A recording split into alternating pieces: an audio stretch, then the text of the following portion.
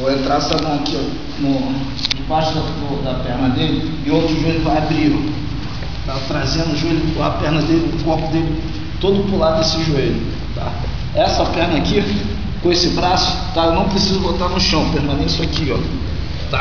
Abraço lá, escorrega, tá? Depois que eu conseguir botar esse meu joelho no chão, tem que ser automático, tá, pessoal? Que depois que eu começo a descer, fica mais fácil para o cara conseguir ganhar minha guarda ou travar minha perna. Então essa perna que está lá atrás, ela vem para cá, ó. Tá? Substitui o braço para que eu poder chegar e passar. Tá bom? Passagem sem erro. Nada de dificuldade, só uma maneira diferente, tá? Segurou, tá?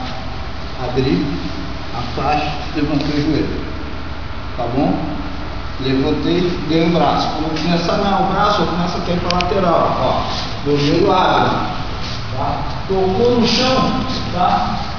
Eu venho com a mão na cabeça e a perna para cá, tá? Substituiu, tá?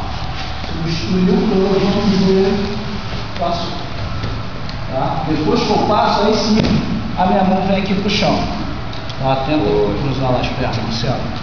Tá? Só se for aqui, tá? Aqui ele está prejudicando. Minha mão no chão, ó, prendendo a cabeça e prendendo a coxa dele, eu anulo a fugir do esquadril dele que ele quer fazer aqui para poder repor. Jogo meu corpo e vou avançando. Valeu?